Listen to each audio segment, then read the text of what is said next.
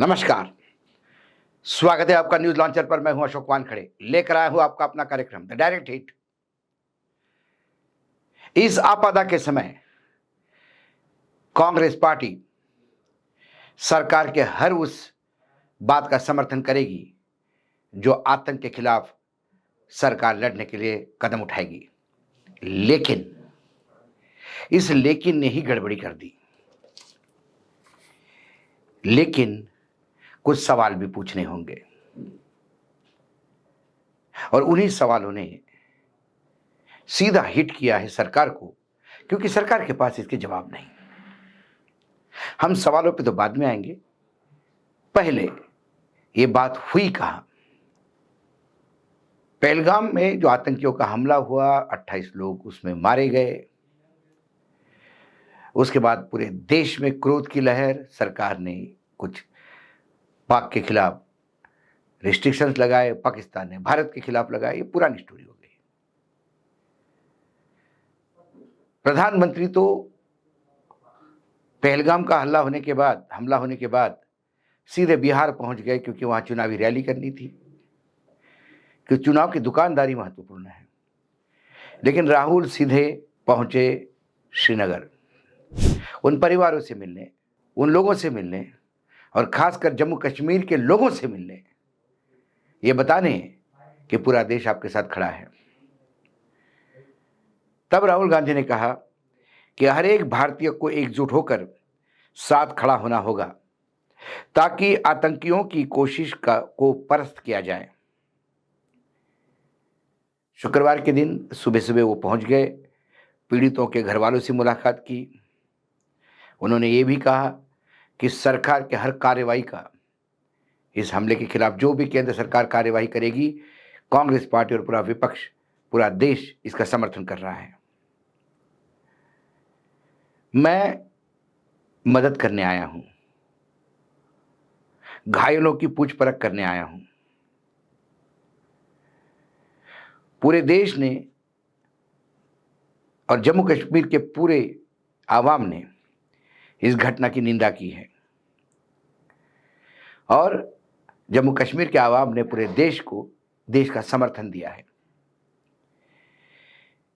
जिन्होंने अपने वालों को खोया, उसके साथ पूरा देश खड़ा है, यह आश्वस्त करने आया हूं। जो आज हमको बांटना चाहता है, भाई से भाई को लड़ाना चाहता है, उस विचार को परास्त करने आया हूं।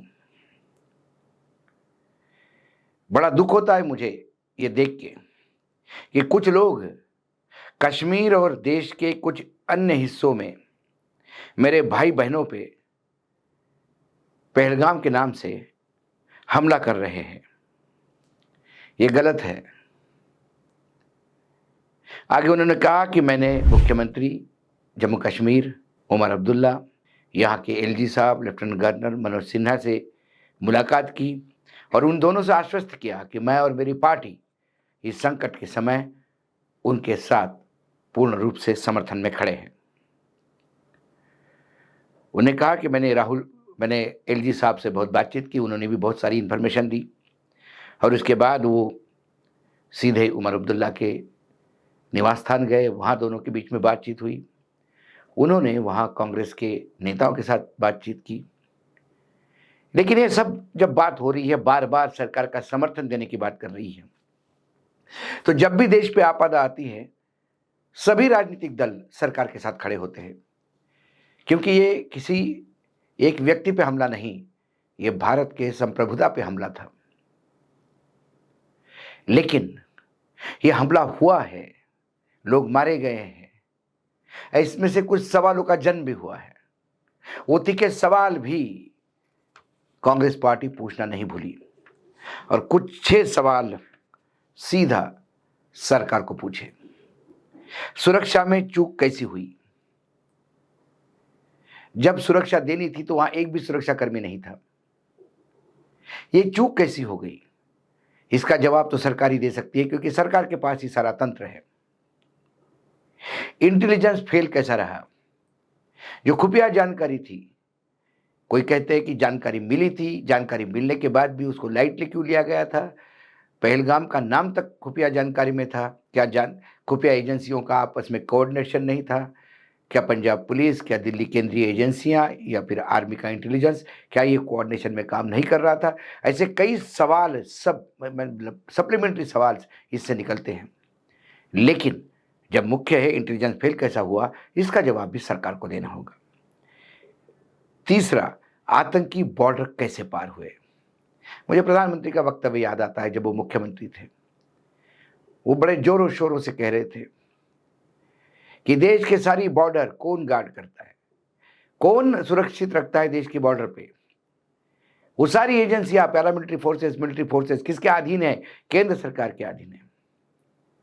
तो जो भी आतंकी बॉर्डर से घुस के आता है, वो केंद्र की जिम्मेदारी मानी जाएगी, वो नाकामी मानी जाएगी केंद्र की। ऐसा हमला वो बार बार मनमोहन सिंह सरकार पे कर रहे थे। आज पूरा देश उस नरेंद्र मोदी को ढूंढ रहा है, क्योंकि आज जो नरेंद्र मोदी पद पे बैठे हैं वो नहीं जो यूपीए सरकार को सवाल पूछ रहे थे। इसलिए ये सवाल बहुत अहम है कि आतंकी बॉर्डर पार आए कैसे। उसके बाद 28 मौतों की जिम्मेदारी किसकी? जवाबदेही तो लेनी होगी किसी ना किसी को। चूक हो गई, पता नहीं था, मालूम नहीं था, ऐसा कैसा हो गया, ये बोलने से काम नहीं चलेगा। इस देश ने 28 सुपूत खोए हैं। 28 से जुड़े हुए कई परिवार, एक परिवार से 10-10 परिवार जुड़ते हैं। उस 28 परिवार से जितने भी परिवार जुड़े हैं, वो उनका भविष्य पे प्रश्न चिन्ह लग चुका है। और खासकर इंसानियत की दृष्टि से 140 करोड़ की लोक संख्या वाला ये देश आंसुओं से रो रहा है, क्योंकि वो 28 किसी एक परिवार के नहीं थे। 148 करोड़ का जो देश है, उस परिवार के अपने लोग थे। तो उसकी जिम्मेदारी किसी ना किसी को लेनी पड़ेगी। क्या इस नाकामी के लिए, इन तमाम चीजों के लिए हमारे गृह मंत्री अमित शाह इस्तीफा देंगे? अहम सवाल। ये बात अलग है कि निर्लज्जता का अमृतकाल चल रहा है। राजनाथ सिंह ने पहले ही बोल दिया था एक मसले में कि हम लोग इस्तीफा नहीं देते, हम वही डटे रहेंगे, बार बार गलतियां करेंगे जिसका देश को भुगतान करना होगा। क्या नैतिकता नाम की कोई चीज है? क्या इस शब्द की कोई अहमियत है? इसलिए सवाल कि क्या गृह मंत्री इस्तीफा देंगे? क्या प्रधानमंत्री नरेंद्र मोदी इस चूक की जिम्मेदारी लेंगे? क्योंकि प्रधानमंत्री नरेंद्र मोदी जब मुख्यमंत्री थे तो प्रधानमंत्री पर हर बात की जिम्मेदारी डालते थे। महंगाई हो गई, प्रधानमंत्री जिम्मेदार। आतंकी कार्रवाई, प्रधानमंत्री जिम्मेदार। रुपए का नीचे गिरना, प्रधानमंत्री जिम्मेदार। जो सवाल, ये 6 सवाल है, करीब करीब ये सारे सवाल वही नरेंद्र मोदी जी के हैं जो मुख्यमंत्री के कार्यकाल में यूपीए सरकार को पूछा करते थे, क्योंकि वो विपक्ष में थे। आज वो सत्ता पक्ष में है, इस सवाल का जवाब कौन देगा? मल्लिकार्जुन खड़गे ने कहा कि ये जो देश में हो रहा है, खासकर इस देश में एक पैगाम देने की जरूरत है कि हम एक हैं। क्योंकि पाकिस्तान ने यह पैगाम देने का कोशिश किया कि हिंदू और मुसलमान अलग अलग है। कुछ पाकिस्तानी प्रेमी, पाकिस्तान के एजेंट, पाकिस्तान के स्लीपर सेल इस देश में हैं जो बार बार पाकिस्तान के ही नरेशन को, हिंदू मुसलमान को चला रहे हैं। उन्होंने कहा कि मोदी जी की गैरहाजिरी सर्वदलीय मीटिंग में बहुत सारा कुछ बता देती है। उन्हें इस महत्वपूर्ण मीटिंग में स्वयं रहना था। किसी और से सुनना और डायरेक्ट खुद सुन के निर्णय लेना, इसमें बहुत फर्क होता है। इसके लिए वो नाराजगी भी कर बैठे। उधर संजय राउत ने कहा कि गृह मंत्री ने इस्तीफा दे देना चाहिए, क्योंकि इससे विफल गृह मंत्री अभी तक हमने देखा नहीं।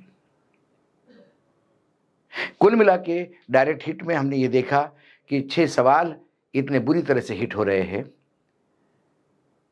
क्योंकि जिन्होंने कभी सिर्फ दूसरों को आईना दिखाया हो, अब आईने के सामने आ गए तो समझ में नहीं आ रहा है कि जो हम अपने आप को खूबसूरत समझ रहे थे, इतना विद्रूप चेहरा कैसा दिख रहा है। और पूरा देश जो सवाल उठा रहे हैं, उसी सवालों को कांग्रेस ने सरकार के सामने रखा। सरकार उसका जवाब देगी नहीं, क्योंकि यह सरकार सवाल पूछने वालों को राष्ट्रद्रोही मानती है। ऐसे कार्यकाल में आप सिर्फ सवाल ही उठा सकते हैं, लेकिन सवाल उठाना भी एक नागरिक की जिम्मेदारी है। सरकार जवाब दे न दे, कम से कम सवालों के बोझ के तले एक दिन तो सरकार ये रियलाइज करेगी कि वो जो कुछ कर रही है गलत कर रही है। डायरेक्ट हिट में इतना ही। कल फिर आता हूं किसी विषय के साथ। तब तक के लिए नमस्कार। देखते रहिएगा न्यूज लॉन्चर।